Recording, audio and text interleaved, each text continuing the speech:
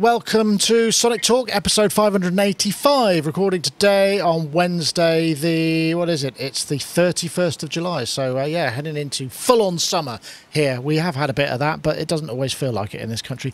But that's so British of us to talk about the weather, as my first guest was mentioning on the in the preamble to the show. This is it's not a podcast about weather. This is the music technology podcast to do all things to do with music technology, so synthesizers, software, all the sort of industry surrounding it, controllers, electronic music production, live music production, all of those things too. So sit back, probably about an hour. I want to say if you're interested in winning iZotope's fantastic Neutron 3 mixing plugin, then stay tuned, because there's a competition about halfway through the show, or somewhere between now and the end, so you'll just have to stay tuned. Right, let's say hello to our first guests. We got two of them, two for the price of one. We got a twofer going on there.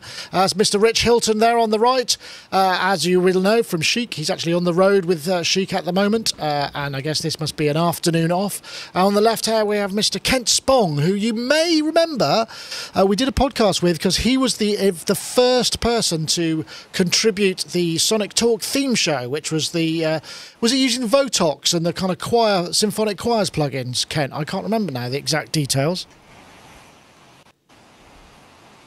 Oh, and he's gone. I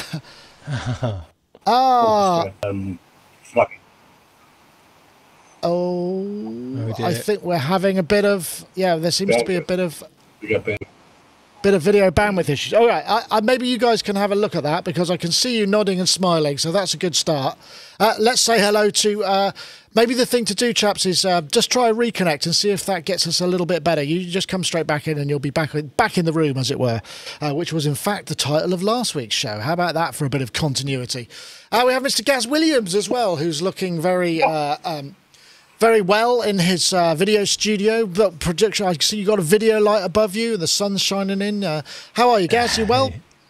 Yeah, good, thank you. I am making a lot more content from here, but it's boiling hot at the moment. So, it's been, and also, like, because I work in the attic, when the hail, I mean, God, we had like really manic hailstorm, didn't we? You know, it's like deafening in here. So, but yeah, I'm making a load of cool stuff at the moment. So watch out for that, because it's a lot of fun. I got some new kit that allows me to make more filming from in this studio. So it's going to be some stuff for Sonic coming from here, and some bits and bobs. Hooray! Hooray! Well, excellent. And don't forget, Gaz. We posted Gaz's interview with Dave Smith yesterday from Superbooth, which is really good. That's a great interview. And it's the first of a 3-part series. So I won't say who's coming in the next episodes, but there's 3 in this Meet the Makers extra series. Which what we tried to do with this one, just to differentiate it from the ones that Nick's done already, is focus maybe less on the actual equipment and a little bit maybe more on influences and sort of underlying philosophies and things like that. So this interview with Dave is really nice, because it's actually talking about music and his music taste and his musical inspirations. You know, there's a little bit of gear talk, but it's mostly sort of mostly about kind of music, funnily enough. So yeah, it's brilliant. But what an honor! What a lovely gentleman. One of the nicest chaps. Yeah, one of the many nice chaps that there are in the music business. We're going to right. Yeah, so we're and women as well, of course. That's not, but sadly, anyway. Studio 2, come in, please. Have we got you now?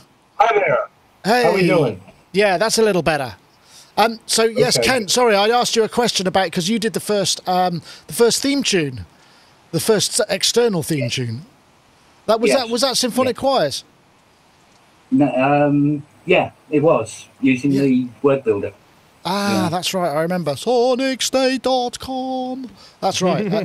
Excellent. Classic. Kent, of course, you can see there's the corner of a mini Moog above Rich's left shoulder there. Kent is one of the master synth restorers, fixers that there is in the country. We're very lucky to have him. I'm surprised you've got the time, because there's very little time to. You must be busy, because these things take time, right, Kent? Yeah, I'm not doing so much restoration these days. It's mostly just straightforward repairing. Right, okay. Which is quicker. So you're whipping through them. Excellent. Glad to hear it. Glad to hear it. Right, let me get on to, let's see where we are this week. Again, it's kind of, it's the summer season. There seems to be a lot of mergers and acquisitions and whatnot this week. But first of all, let's take a look. Actually, one of the first things, which is fascinating. I don't know if you know, Reverb.com been making massive inroads into a sort of specialised musical instrument marketplace. We've done deals with them in the past. They've sponsored various bits of content. We've had advertising from them, whatnot. But they just sold out to Etsy. Etsy bought them for $275 million in cash, which is kind of quite a mind-blowing thing. And we're just wondering what this might mean in terms of what's happening, because obviously it means the second-hand market is actually pretty buoyant if it supports that kind of thing, which is an interesting concept. I would just wonder, there's a great piece on CDM Link, which is by Peter Kerr, which is Etsy buys really signaling used music gear market. And it's just there's some interesting analysis about what that might mean for where people are going to for their new gear. And I mean, certainly in the non-musical instrument world, I'm seeing there's loads of people sort of buying stuff at car boot sales and second-hand stores. In fact, my partner went to a car boot sale on Sunday and bought me a Pierre Cardin suit, which actually fits for £5. So there I've now got a Pierre Cardin suit, which can replace my my normal linen wear. But I mean, as a sort of wider rule, it's just generally interesting about how maybe people are more prepared to be buying used equipment, and this is a kind of signaler, I suppose. So maybe you two guys would probably be ideal place, because Kent, obviously you're working with a lot of used gear. I mean, is some of the stuff you fixing things for people who've bought it and then want it restored, not restored, but fixed so it works, or people who have got something they want to sell and they're fixing it so they can sell it? I mean, are you finding there's an upturn in the general exchange of said goods? Yeah, I mean, probably from both sides, actually, whether it's get it done to sell or they've just bought it and it's not quite as good as they hoped. So, yeah, there's a lot of movement on that. And, as you go from trends to trends, so one day, like 1 week I'll have maybe 6 or 7 ARP Odysseys coming all of a sudden to go out for sale, or CS80s or Jupiter 8s. Mind you, Jupiter 8s all the time, to be honest. Wow, okay. So, so it does kind of... That's the sort of top end. I guess that's the top end of the market. And I guess, if you've got something like that, you're really going to want it. Sorry, Rich, I know you wanted to come in there. I could see you were ready to jump in. You asked earlier, what does it mean? And I thought, well, it means that the original owners of Reverb.com just bought a really nice boat. But, yeah. But in addition to that, all know brick and mortar is a bit of a, especially instrument businesses are, you might have a store still left, but this isn't as fierce as it was 20 or 25 years ago. Online. I don't have any statistical system. No, Rich, I'm so sorry. You're back. That was kind of fairly garbled. There's a lot of breakup there. I don't know if there's a possibility. Are you on wired or wireless internet? I didn't know whether there's, if it can be wired, it would. Oh, okay. Interesting. Yeah. Well, shall I give it another shot? Give it another shot. Yeah.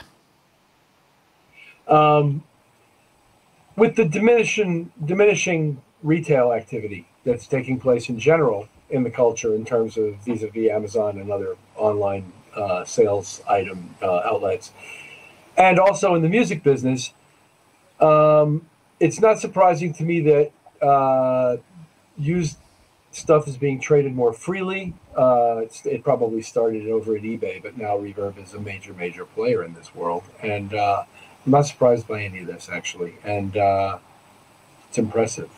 I'd like to go on that boat. Yeah, well, I mean, it's not all theirs, because they've got funding from various kind of. Actually, a lot of the people who contributed to the investment are not just VCs. There's people like Rick Nielsen, Dave, from various David Lowry of Cracker and Camper Van Beethoven, so there's a spread. So there are people who are in, which is always nice to see people who understand the industry that they're investing rather than just being straight, I can make some money here. I'm sure that's probably a prime motivator as well, but at least. I wonder if Nielsen has a few guitars for sale.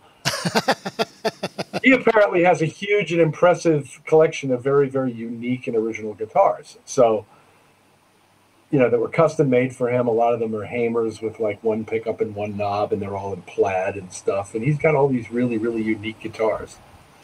Right? Do you think he gets? He probably gets a. Do you think he gets an owner's discount, trading discount, so seller's fees reduced? No, and he probably doesn't need to buy the company to sell them on there. But still, I think he's really just interested in gear. He's a fan. He's a player and a fan, like most of the guys who play, actually.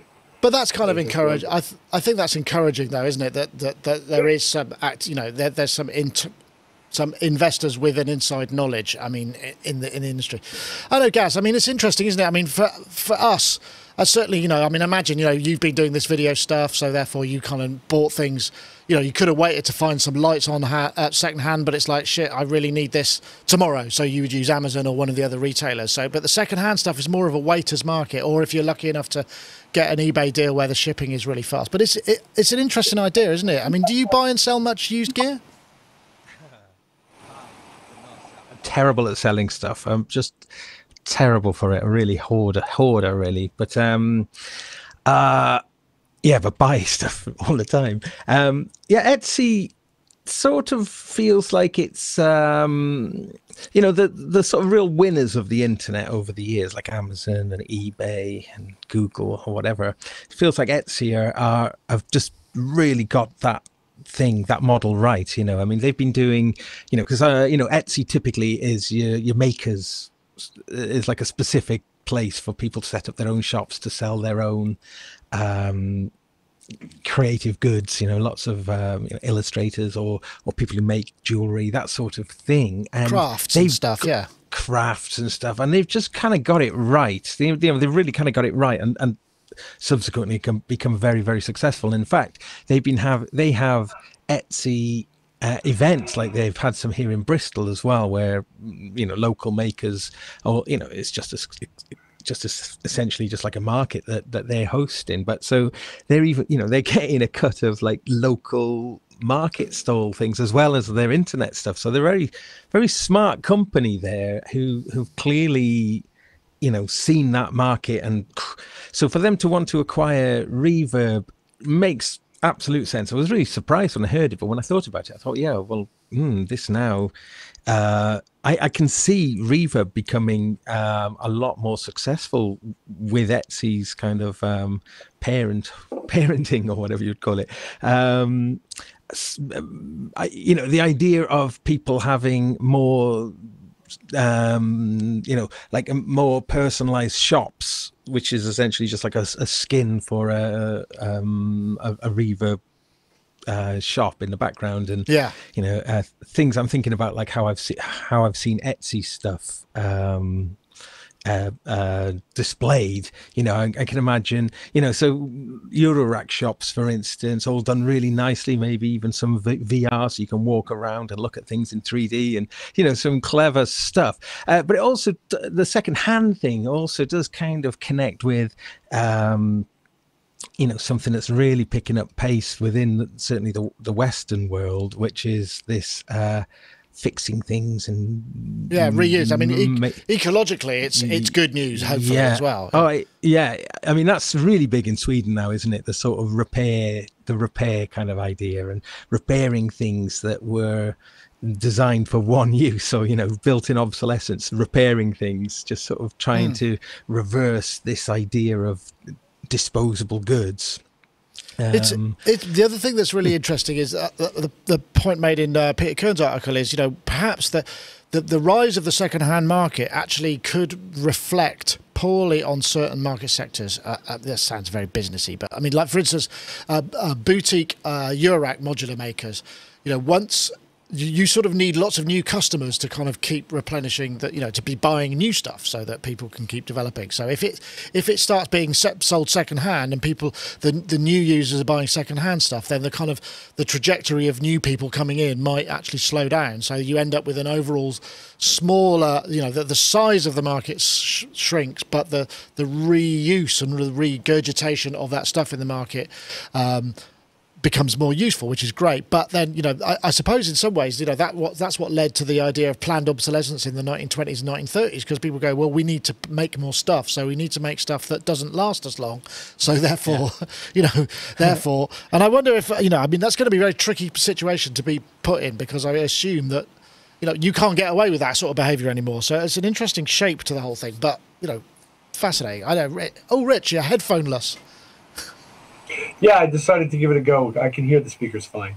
Okay. I'm wondering, is there any talk, I didn't read the article, I confess, but is there any talk that they're going to go with brick and mortar stores, Reverb.com, that they're going to convert to an actual active retail organization?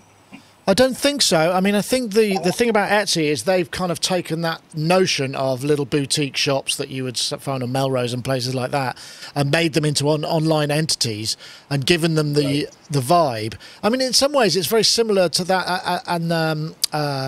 What's the Bandcamp? It's a similar sort of concept. Makes it very easy to sell things, encourages people to get into that whole thing. I mean, I imagine what you'd end up with situations like that is if they were smart, if they're big. I don't know how many users Etsy's got and how many users Reverb have got. Lots and lots. But you can imagine people then maybe going to a local market and setting up a stall and selling stuff directly to the punters. But what they're being provided with is the back end, so like a card reader and the kind of financial stuff. That Etsy and Reverb could combine the weight of that. So maybe there will be bricks and mortar out of it, but perhaps not by them specifically. Does that make sense? So Etsy is normally a marketing company for smaller businesses that have a product. Yeah. Whereas, if I understand correctly, Reverb.com is a marketplace, not a product. Yeah, that's right. Is that a fair assessment? So this is not a typical business foray for Etsy. This is sort of a new area for them. Is that correct? I think so. Well, I think so, because, I mean, you get the same thing with Reverb. Reverb, people sell lots of used kit, but also you have micro shops on Reverb where people are actually, buying stock of, I don't know, say, mini logs or Volcas and selling them in retail, I have myself purchased a guitar from somebody who had it listed on Reverb.com. It was a brand new product. So I understand that they also do business in new and used products. But it is in itself a marketplace, which is an interesting business venture for this company, Etsy, I think. It's very interesting. Anyway, don't mean to belabor it. Yeah. Well, anyway, I mean, I just thought it might have been a conversation spinner for kind of the way things are going, but maybe, maybe not. Anyway, let's get on to some product. This is shipping. This is the McDSP APB-16. And this is a really fine sounding soundtrack, I must say. We covered this very briefly from NAMM, which we saw it, but we didn't get a piece with it. It's basically a rack of analog circuitry that could be configured on the fly via software and D to A and A to D internally that then goes back over Thunderbolt. So you could build compressors, mic preamps, EQs, I think. I'm not sure. So we'll play the whole thing so it explains itself. 32-bit I/O, which is pretty. That should give you enough resolution. Lots of compressors.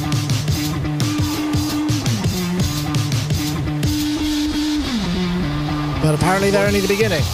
So the idea is really you take the, you plug this into your MacBook Pro, and rather than it being a DSP farm where you like Universal Audio, where you basically host these plugins, these are configured from actual electronics, analog electronics from within that analog farm. There are 16 channels. I think it's 16 I/O. I don't know all that much about it aside from that, because there's little information about how many instances of A, B, or C you could run per channel. Or I'm not. Maybe you know a little bit better, Rich, because I know you are a fan of McDSP stuff, so you might have had more information come your way.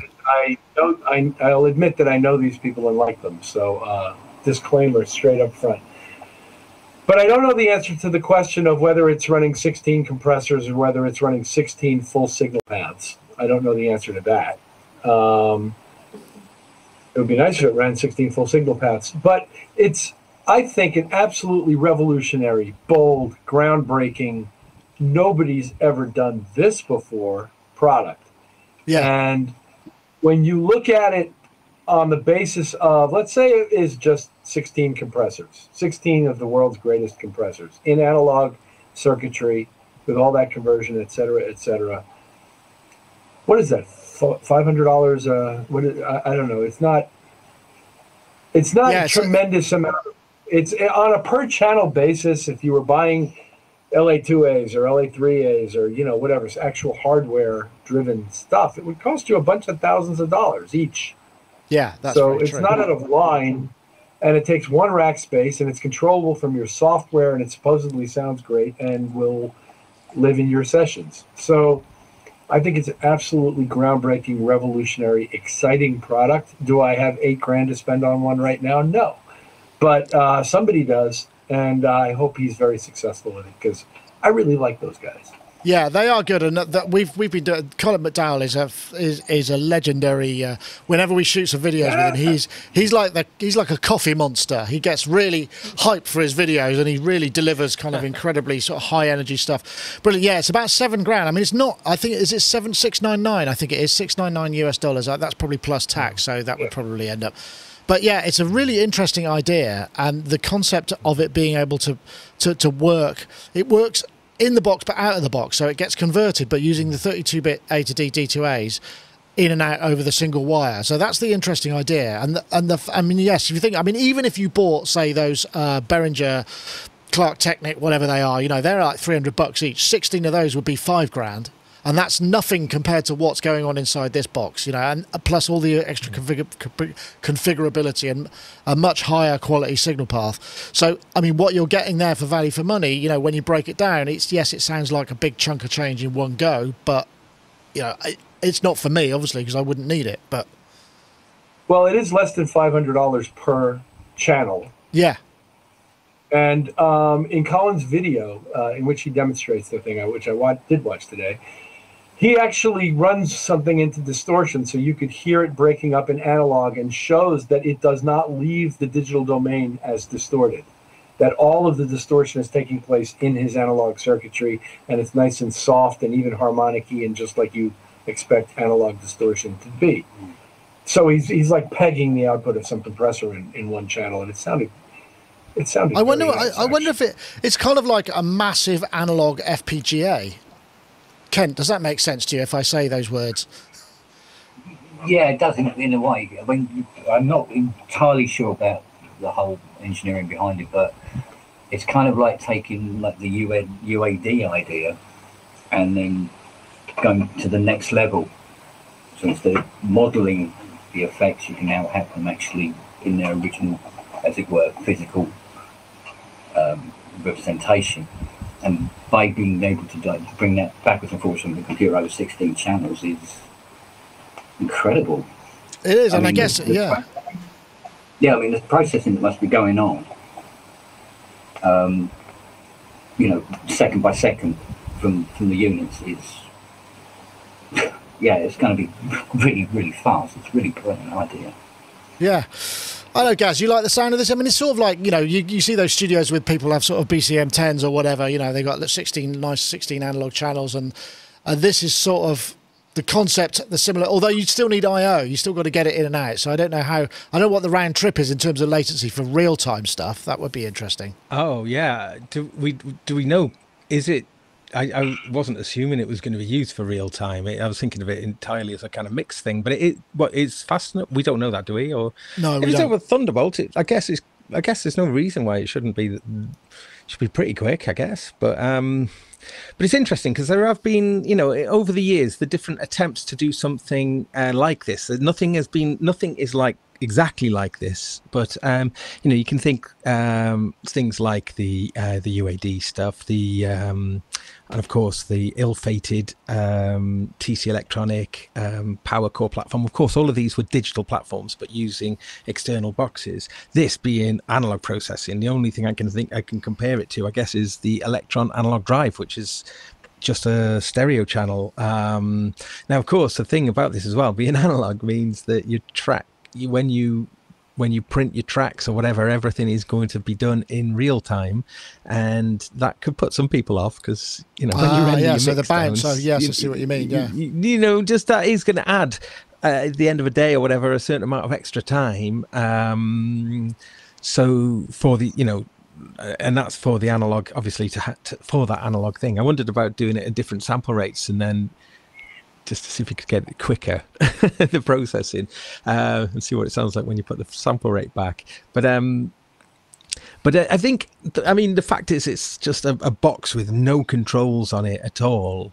It does kind of do that thing, though, which is a little bit of a shame, which is takes away one of the advantages of hardware, which is the physical interaction with it, which I think goes a long way for when you're using analog gear, because you can be constantly tweaking it. And so this obviously it isn't the full analog experience. This is just the full analog sound experience, but the full interaction experience is, because I think that's what happens though. When you've got the controls, you are more likely to push it into drive it a bit harder. I think, I don't know, I might be wrong about this, then maybe when you're on the mouse or the trackpad, you might be a little bit less kind of but anyway, I think it still looks fantastic, and I think they'll do very well, because it looks like something that's almost been, UAD are heading that way, aren't they, with the Unison stuff? Yeah,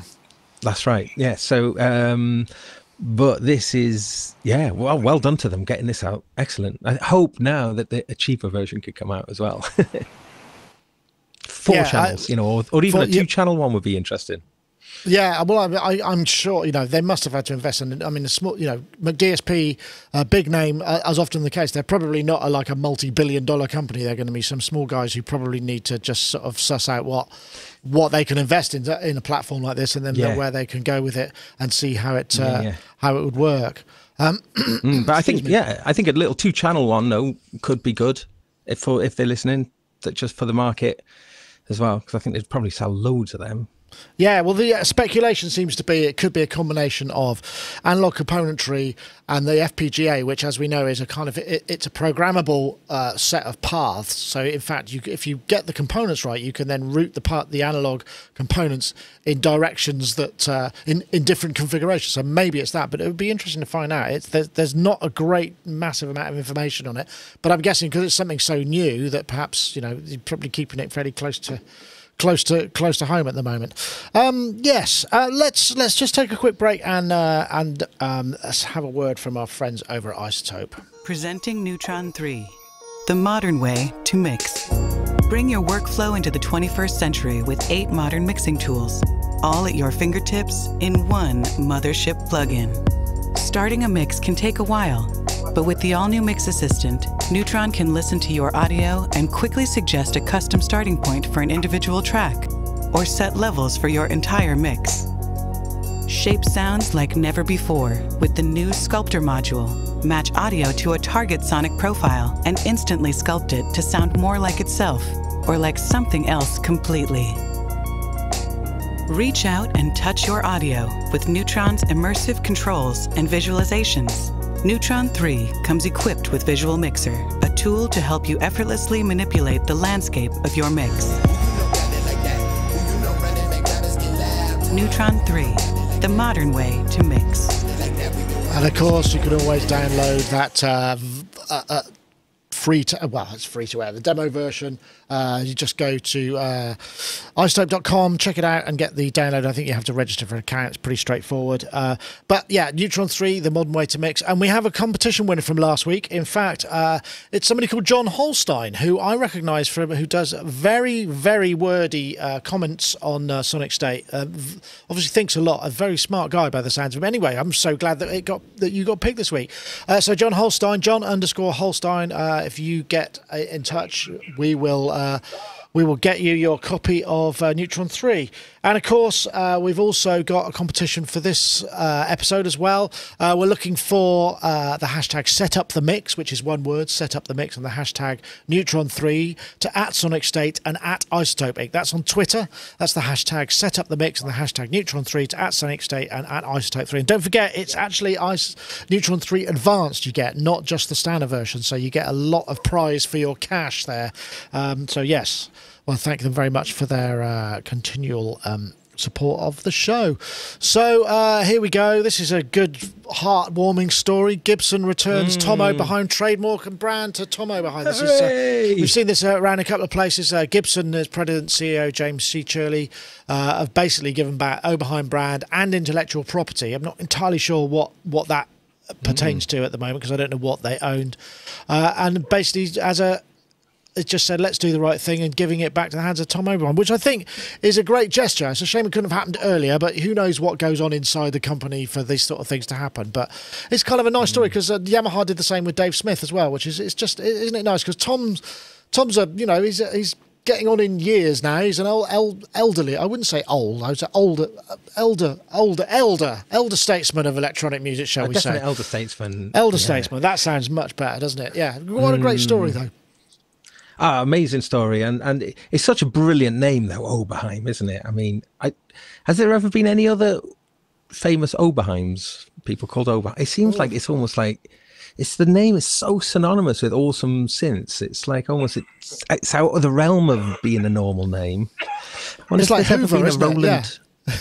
It's almost Moog, and it's like play the Moog, play the Oberheim. There's a similar sort of Oberheim. It's like almost got an arpeggiator in its name, isn't it? It's lovely. But yeah, Roland Oberheim. I'd like him to write into us, please. Just if he exists. Yeah, I don't know wow. Just a brilliant story, really, because I mean, this is the new Gibson now, isn't it? Who have taken over the brand. Yeah. And so it's quite interesting, because some of the things that they've been doing, one of the things was they were taking Dean, the guitar maker Dean, to court over copyright infringements. But these sort of Dean have been making them since the 70s. These ones, which are, you know, there's like one's a bit like a Flying V, one like a bit like an Explorer. And that seemed like a really aggressive move, copyright move from this new Gibson. So do you think this is a softener? Now, which see, we're really nice after all. We're nice guys. Right. So I was quite pleased, because I was thinking, oh dear, what's going to happen next? But I didn't see this coming. So yeah, so thumbs up. That's a good move. And Tom Oberheim, you know, we salute you. One of the absolute genius, amazing creators. We're so thankful for. Yeah, so him having his name back, you know, especially with it actually being his name as well, is a terrific story. Yeah, no, absolutely. I wonder, I don't know. I mean, Oberheim's massive in America. You know, that's the sort of the classic synth. Looks like we got a freeze there, so I'm not sure we're going to get any joy from those guys. So we're not having a good tech day today, are we? That's a bit of a shame. That still looks like it's a kind of reaching towards the browser. Yeah, you're having a good. You look great. Your camera looks great. Yes. So this is an improvement. So it's swings and roundabouts. Oh well. Maybe they'll ring back in. Yeah. Well, we'll have to wait and see, won't we? I suppose. Yeah. Well, I mean, I think the thing is with this is it seems like a really nice move, but you're very right. You know, a lot of these larger brands, particularly well-established ones, with Gibson, they sort of lost their way a little bit and diversified enormously and bought all of that copyright and sat on it, and they became the bad guy, and then they spent loads of money and it all went horribly wrong, and so their contraction and expansion over the last sort of 10 years of fate has been vast. So maybe this is it'll result in some good karma. If anyone out there just does need to be reminded about how great Oberheims are, Dave Spears' demonstration he did for our Sonic Live thing was brilliant, wasn't it? I mean, that's the 8 voice. Yeah, that was with the 8 voice, and just as soon as he started playing that in the room, I mean, it was mind blowing. It was really mind blowing. So that video, maybe a link in the show notes to it though. But yeah, that's true. That was a really terrific demonstration by Dave Spears, who always. It's great for a demo, isn't he? He certainly is. In fact, I think he's been demoing some of the Summit patches that they did for the Summit as well recently. I noticed that they've started posting those. In fact, I just got an email before the show started. I think I'm going to be getting a Summit in for demo, so I'd be interested to see how it is. But we'll check. Oh, we seem to have action over here again. I wonder if these guys are back in the room. Hello, testing 1 2. Come in studio 2. Yeah, Dank Strings is back on. Are you at the end of the line there, or is it just a low, just having trouble today with the bandwidth? Yeah, frozen again. Oh dear. Oh, bit of movement. In trouble today. About. Yeah, I think that's not working so good. Not working. We might have to. Let's come back to you. We'll come back to you for a second because I think there might be a router reboot required. I also, speaking about Dave Spears, I've been listening to his album. Dave's put out an album. What's it called now? And Never Growing Up, I think, or something. Never Growing Old. And it's like a kind of autobiographical album where it sort of is all different eras of music that's inspired him, and he's gone in and tried to be really historically accurate with the different eras. So there's like some tail end of the 1960s when he was a wee lad, sort of psychedelic-y stuff, and then moving through the 70s, a little bit of prog, and then there's and then it's more, but like Dave's then it's all just really, jazz funk, isn't it, basically? Yeah, that's what we're going to Dave's era, the 80s sort of jazz. But his songwriting, and what's also great on that album though is if you've got to hear Dave sing. He really sings. He sings some brilliant stuff on there. He's got a great voice actually. So that's a bit of a revelation, but well worth checking out. And there's some excellent synth playing on it, that's for sure. Oh yeah, well you would hope so. Let's have a look. We might be able to come back to studio 2. Ooh, hello, studio 2. Hello, come in please. Hello. Yeah, so the Tom Oberheim thing, because I did ask, we took, it's a nice story, and kind of I wonder what that will enable. Presumably we might see some synths, because I mean there's, you know, there'll be point to putting your name to something if you can use it now, whereas previously it was a little bit, I don't know. Well, he was selling synths. I don't know at what clip, but he was selling synths, and he will continue, I'm sure, as long as he wants to sell those synths. I don't know that this is going to blast him into some overdrive product development mode, although I wouldn't be sad if it did. But as you point out, Tom has been around longer than any of us, including me, and a very, very nice man. When I met him at NAMM with my son, took a very nice picture, and I was so honored to meet him because I think so highly of his gear. And I think it's wonderful, and it's in the spirit of Gibson never needed it to begin with, and never really did anything with it. So it's, as you point out, like Yamaha with sequential, it's a beautiful thing. I'm happy for these guys. These guys paved the way to all this stuff we're talking about. Well helped, along with the other guys we all know, Alan Perlman and Bob Moog and Don Buchla and all of those people, and the people who worked on those instruments with those guys at the time to develop them into something we all want to use. Yeah, no, I totally agree. Great respect and great history for these guys, and at any time something like that happens where they get back something that they had given up corporately some years ago. It was a point where Robert Moog got the name Moog back, if I'm not mistaken, because it had actually come to belong to other people. So it's always a heartwarming thing, and you know, we love these guys. They all happen to be really nice men too. At least every one of them I ever met. Yeah, absolutely. I'm just curious, actually, Ken. Do you get much Oberheim stuff through your shop? And if so, what sort of how is it to work on? Oh, bags of it. Generally, they're all really good. The 8, 4, and 2 voice systems can be a bit troublesome, but that was basically because of the way they were built. But the OBX and the A and the 8, fine to work on. Really good stuff. I have a question. Go on. OBX sounds different from the XA and the 8. Yeah. Why? Different fluid. Different filter? Completely different filter. In the OBX, it's a component-based filter. Uh-huh. It's akin That to makes sense. the 4 and 8 voice filter. Understood. Yeah, and then you go on to Curtis, and they add more Curtis as they went along. Understood. And the auto-tuning got faster. Mm-hmm. But no, it didn't. No, sorry, it got slower. You beg your pardon. Now, you know I'm not romantic about very many keyboards, but the OBX actually, and I'm also, I love XAs and the OB8 as well, which is what kind of became of all of that. But the original OBX had a certain density and fatness and I prefer coolness. the OB8. Okay. But only because I have to carry them.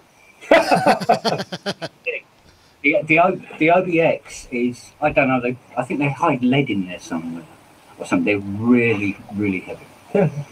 Well, Interesting. What was the Sorry, go. Oberheim that Geddy Lee used a lot of in Rush? Which Oberheim was that? Well, There's a he may have question. he might have actually used a lot of them actually. It might have been a Matrix 12, but I'm not sure. I'm honestly not sure. It may have come before Matrix 12. So I'm not that. I've seen Rush, but I'm not as conversant in their history. There's a wait a sec. Scott from Canada says Jedi had the OBX after the 8 OBX. voice. There we go. I think I saw him playing the 8 voice on an old video. I think around is it Exit Stage Left? He might be playing an 8 voice on that. But it's funny. Geddy Lee though is really one of the people who kind of he sometimes is overlooked when it comes to being an influential person in the synth world. Certainly, is it an Oberheim, that Tom Sawyer, or is it a Prophet that makes that classic at the beginning of Tom Sawyer? Which has got to be you're for a not lot of talking a people. language I understand, I'm afraid. So I have to leave you guys to work it out. Someone's going to know that answer. But I reckon yeah. for a lot of people, that was the first time they knowingly heard a synth, really, I think. Yeah, no, you And can is be it the right. same one that goes wee woo wee woo wee woo wee woo wee woo? That bit's a bit later, but yeah, the same. Yeah, right. But I'm saying, is Cool. it the same one that's that, for example? Come I on, must admit, this is a chat room. It's a chat room break. Well, while you're thinking about it, because I very nearly, I had a little bit of money about 2 years ago, and I really nearly bought a 2-Voice Pro because Simon Forsyth, who is a sort of friend of Sonic's, he's from the South Coast, has recently joined a nomadic lifestyle and got a really fancy van and is now living the life around because he works a lot of TV engineering, so he's on site lots of times. So he now lives in his transportation, which sounds like quite really nice in the summer. He brought a 2-Voice Pro, a 2-Voice here for me to just listen to, and I'd never heard one before, and it absolutely blew my mind. I have to say, I was really, really. It just sounded so amazing. The reason I'm looking around a lot is because I've just unplugged my headphones and I'm trying to find the lead to. So you have to talk amongst yourselves for a bit while I do that. Hold on a second. Well, when I got my job in the music store in 1977, the first Oberheim synthesizer I played with was the 2-Voice, with that wonderful little tiny sequencer in it. And it sounded phenomenal. I was blown away. I had never heard anything like it. And I still have such a tremendous affection for the SEM-derived Oberheim sound. And how, with so few controls, you can make so much out of that synthesizer. And it's magnificent. Yeah. I'm pitching 2-pole filters now. I'm just going to jump in with a quick update from the chat room. I think so. I think the lead line is a Minimoog, but the rest is OBX. Right. So okay, thank you very much. That's Scott from Canada. But there's a lot of Presenting new. Oops, wrong one. Let's see. I'm back in the room. But every time I move, because I haven't got quite enough length on the phone extension, which is really irritating. Because I'm trying the headphones behind the head so that you don't get the blue light, the blue stuff. Anyway, okay. Well, isn't that a lovely story though? And I think I like a bit more of that. And hopefully we may see some more Oberheim product or some more Oberheim branded stuff. And as regards when they bought the brand, I wonder what the intellectual property that they got, because I'm guessing it was around the time of Matrix 12, Matrix 1000, Matrix 6, that sort of era. And I think the only product that was released during that phase was some sort of organ, wasn't it? It was like an Oberheim organ, which just seemed kind of a bit of a strange concept. Or was there something else? Does anyone remember what products there was? Like one, I think. Oh, what are we talking about now? Oberheim? They got hold of the Oberheim brand, didn't they? Viscount, the Italian brand, and they started putting out things with Oberheim on, and they would make organs and various things. So I don't know, maybe the organ comes from that, and then I'm guessing that Gibson acquired that company or maybe that sounds more like it. Yeah, that's probably what happened. Okay, right. Sorry, so you're talking about products. You're talking about products after the Gibson had lost the company. Yeah.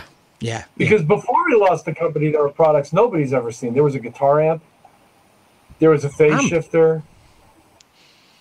Yeah, I actually product lit on my Facebook page from back in the day from Oberheim that shows these things. There was a digital sequencer.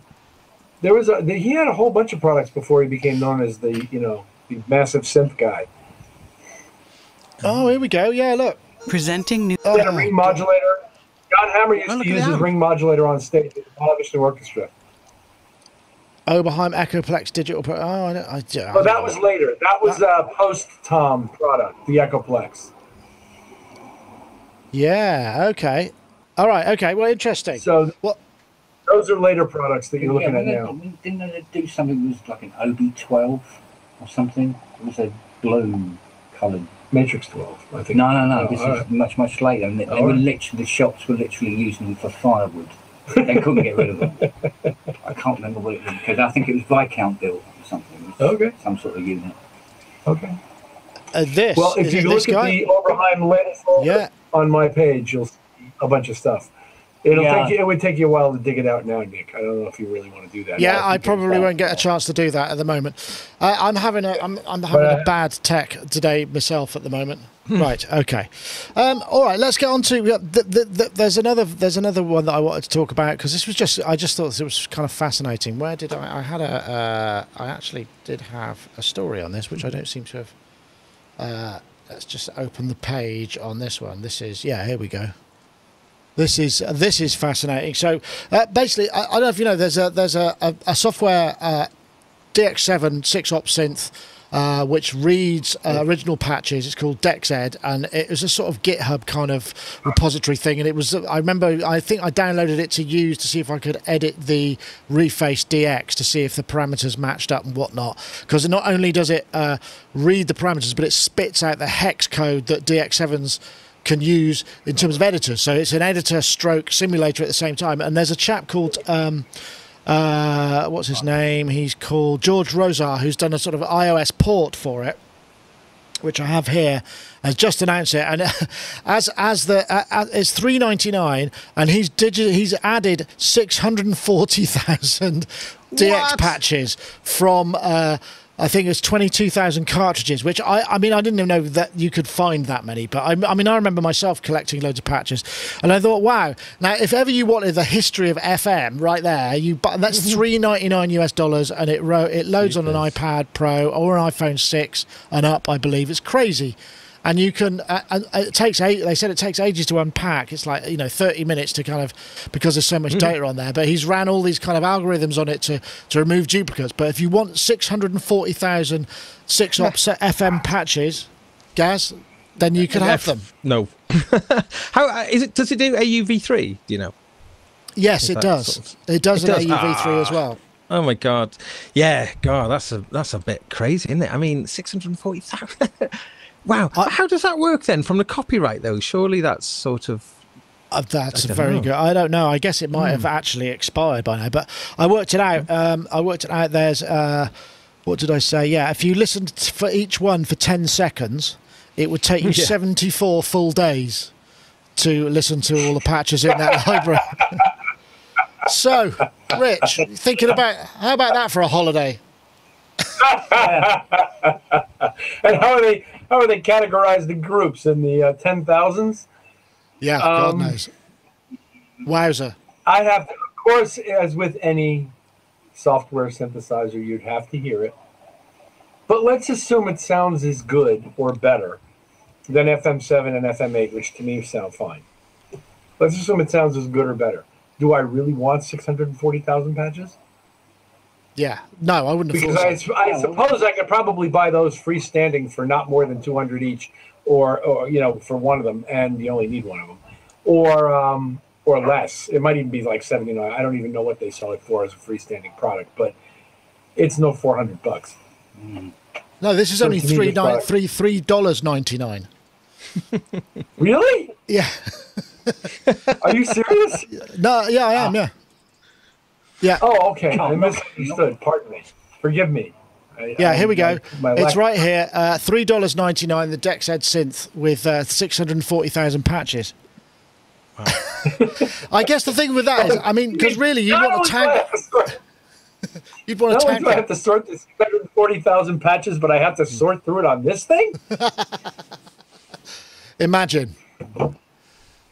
I don't know.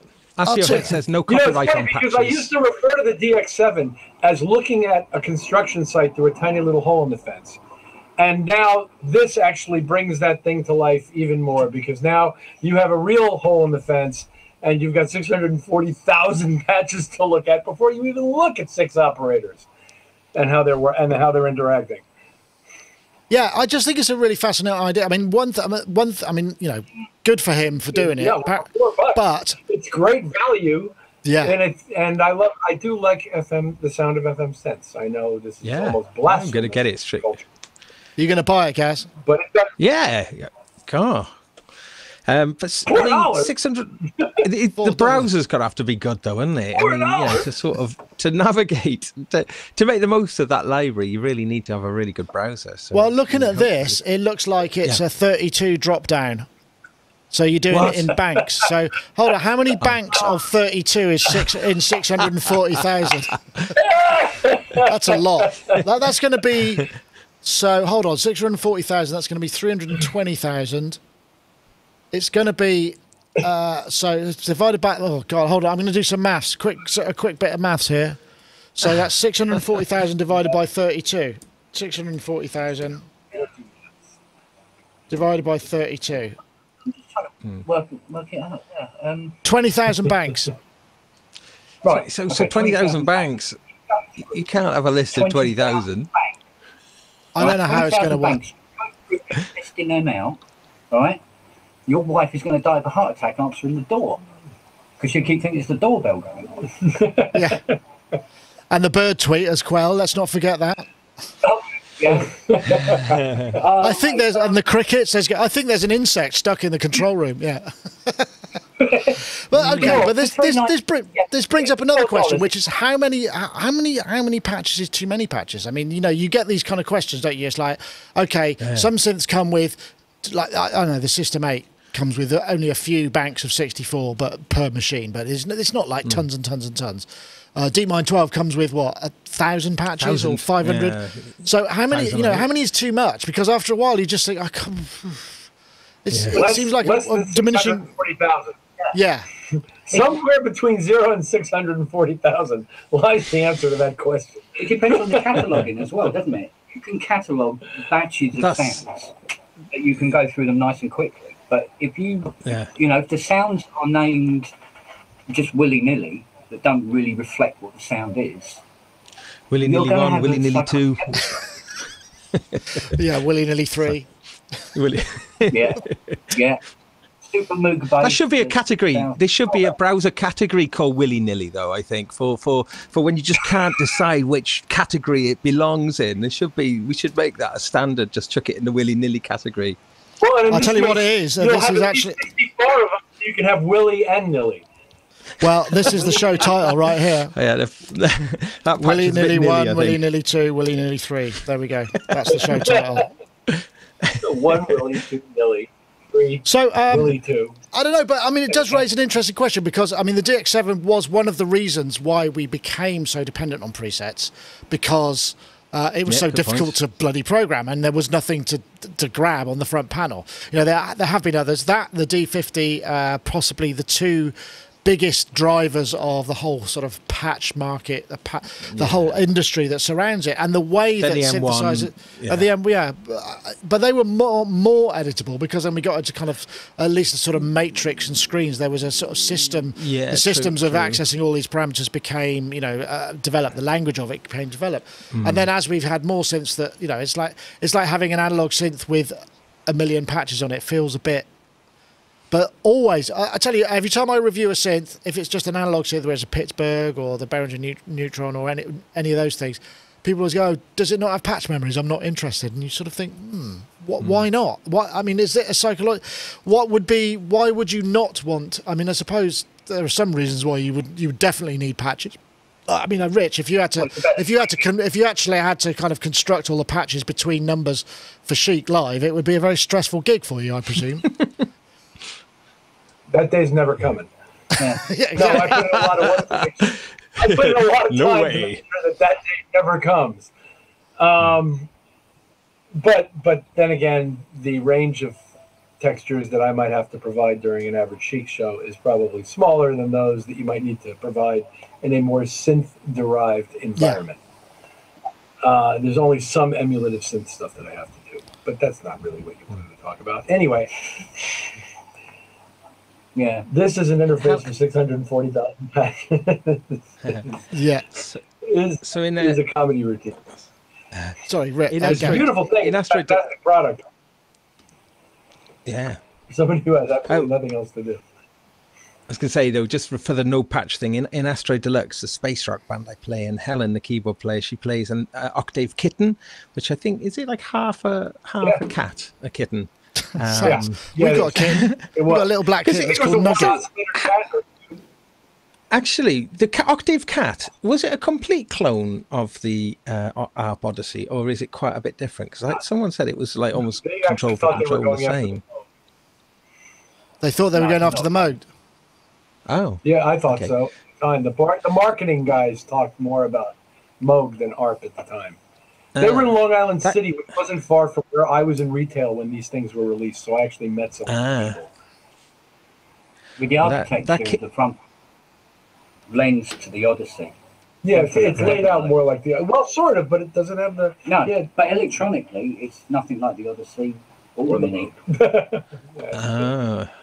So the kitten then. What was the cut down version of the Odyssey? Was it the kick? No, what was? I can't remember what it was called now. There was the axe. Yeah. And then I'm assuming then that the kitten was like to market wise was to pitch it at the same sort of space as because the reason why I'm saying this is that she reprograms the kitten on the fly during our gigs, and she's very, very quick at it. But we do have to build into our arrangements that time for her to manually repatch it, or I understand. Yeah. That's another great show title there. That's a good show title there, that reprogram the kitten on the fly. Actually, we just got a kitten.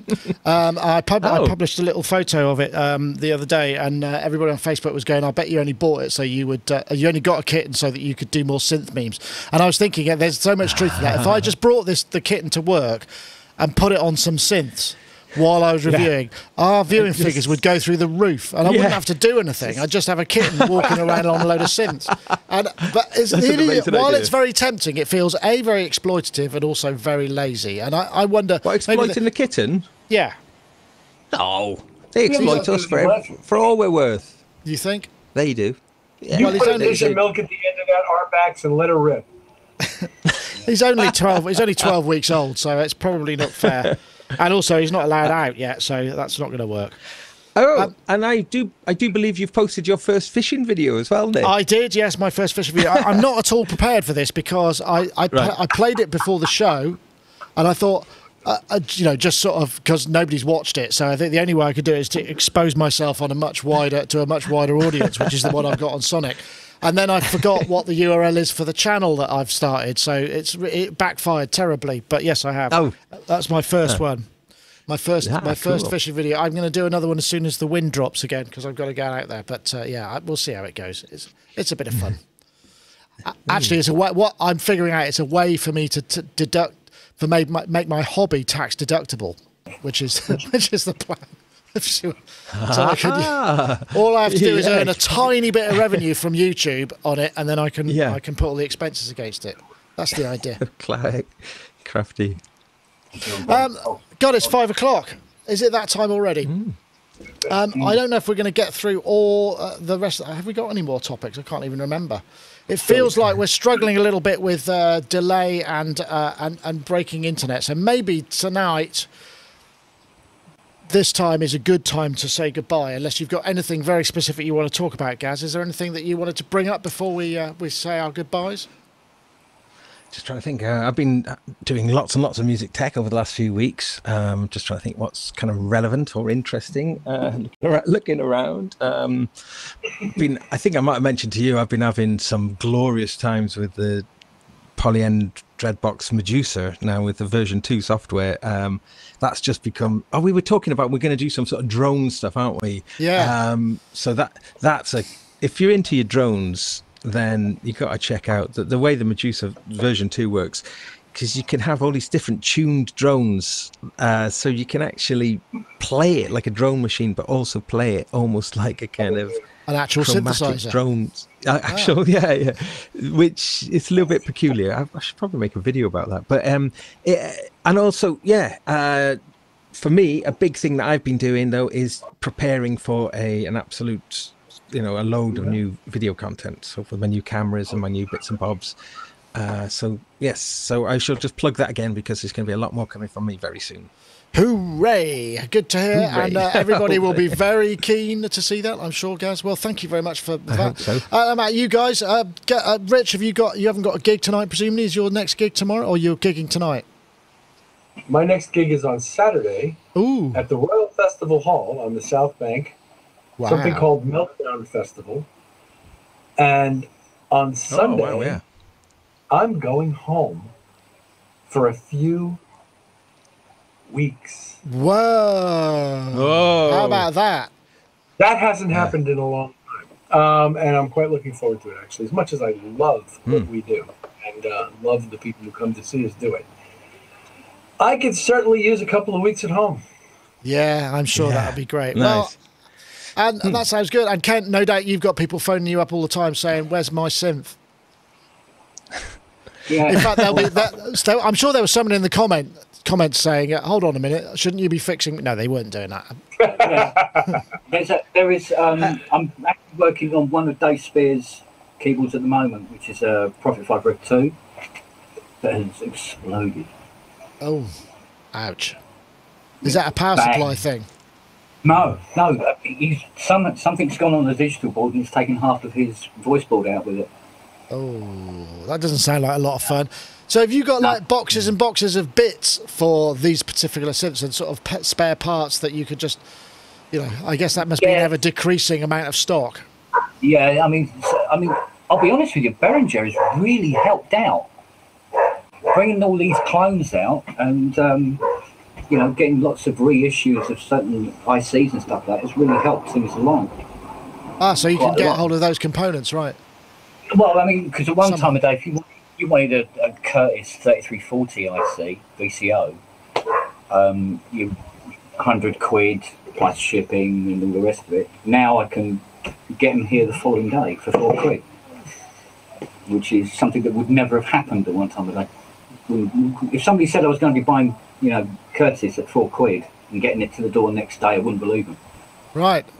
Well, there you go. Now it's reality. There is some good news there. That's great. All right, folks. Sorry. Nick, can I just I'm playing a free gig on Friday. I just want to promote it because it's a really interesting one, because it's part of the Homeless World Cup, which is a really great event actually. It's a big footballing event. It's taking place in Cardiff this year. I think there's over 50 countries taking place, but there's some entertainment going on as well. It's all free. It's so the event itself is worth checking out. But I'm playing with the Charlotte Church Pop Dungeon Friday evening about 7:00 or something in Cardiff, Butte Park. So if you're local or not even local, come down. It's worth coming for the event, regardless of the music. But I just wanted to plug it because it's free and cool as well. So, excellent. That sounds like a worthy. You should come, Nick. You should come. You should Friday. Are you not? Look at him thinking of excuses. No, I'm just thinking. it's possible. It's possible. It might be possible. I've got a kit. Yeah, I've got a kitten to look after. Yeah, no, I might be able to. Gentlemen, thank you very much for your time and efforts. We will see you all soon. And don't forget, if you want to enter the iZotope competition, we're looking for the hashtag. What did I say it was? Set up the mix and the hashtag. Where did I put it there? Neutron3 to @Sonicstate and @iZotope Egg. Anyway, that's it for this week. Thank you very much, everybody. We'll see you all next time. Take care. Bye-bye now.